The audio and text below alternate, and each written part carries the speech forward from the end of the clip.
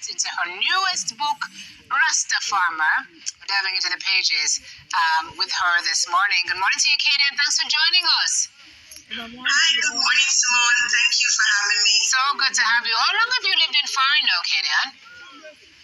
About almost 10 years. Wow. Okay. So you've authored other books. This is not your first, but it's your newest. You say that you found inspiration to pen this children's book. This was November 2023. Yes. Just last year, that's in a miss. Yeah, just last year. That's in a miss. And you finished the book already? And I finished it, yeah. Okay, yeah. Tell me about the catalyst. Tell me that morning when you woke up, what was in your spirit?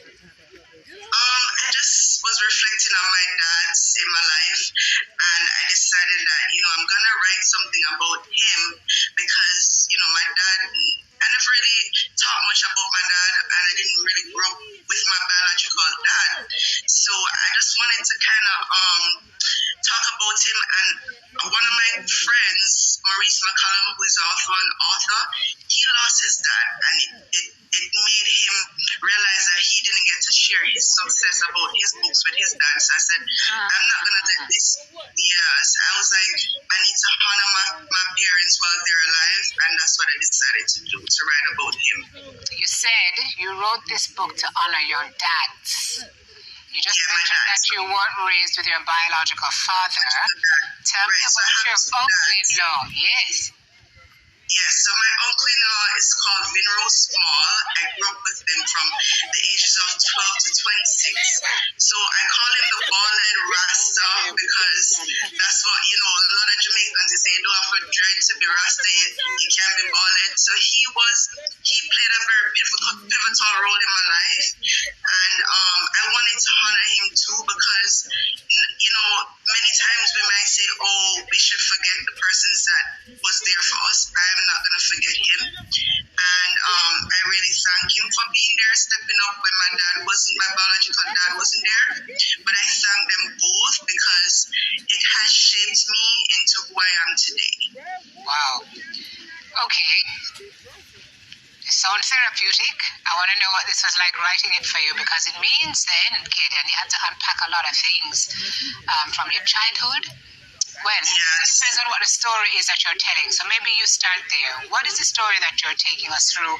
How much of your story have you put into it? Is it largely autobiographical, or have you included some elements of fiction in it as well? Well, it's mainly autobiographical because, as I said, my biological dad is a Rastaman. And oftentimes people wouldn't know that because, as I said, I didn't grow up with him. Even though he has always been a part of my life. He has always been in my life.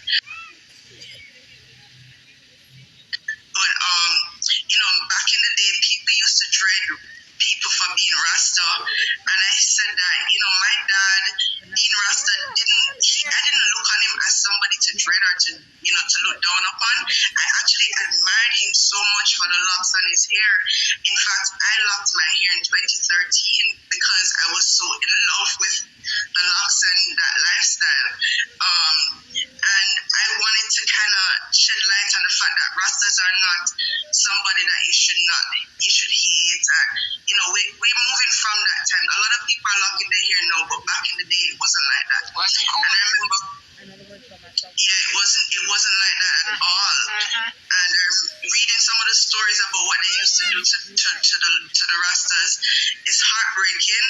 I wrote about that too because I even wrote about Bob Marley in my book, being one of those main prolific figures who was pushing the movement, the Rastafari movement. And my dad being Rasta, being a farmer, a lot of times people might say farming is not really the best field to go into, but my dad told me a story. He said that he decided to go into farming so he could take care of his mom after his dad died.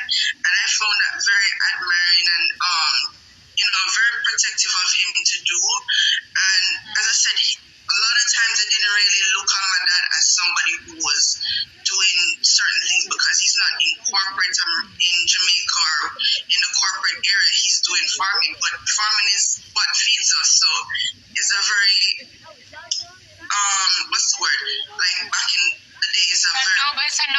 profession. Yes, a noble profession. Yeah, Right? absolutely right. Absolutely right. And farmers know how to make things grow, literally and figuratively. And in that framework, your dad has planted in you, and the pun is deliberate, a spirit of growth yourself, right? So you've become a confident woman who now understands through his actions the power of hard work, the power of determination. Right? So some of those lessons, all of those lessons have served you well in your own life. You are now reaping some of what he sowed.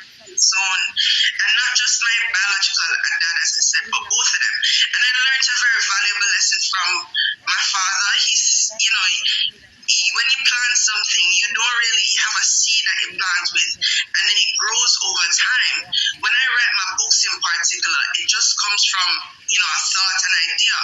And people might think, oh, it might be hard to do this stuff. But the truth is, you can achieve it by just putting it to pen to paper. Nowadays, you don't have to have pen and paper, but you can use a laptop.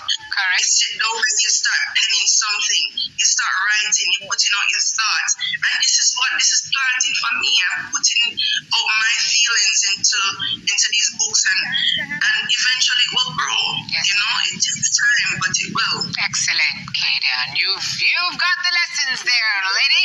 Where do we find your book for the people who are watching this morning who want to get a copy of your book? Where is it available? So all my books are primarily on Amazon. It's also on BarnesandNobles.com.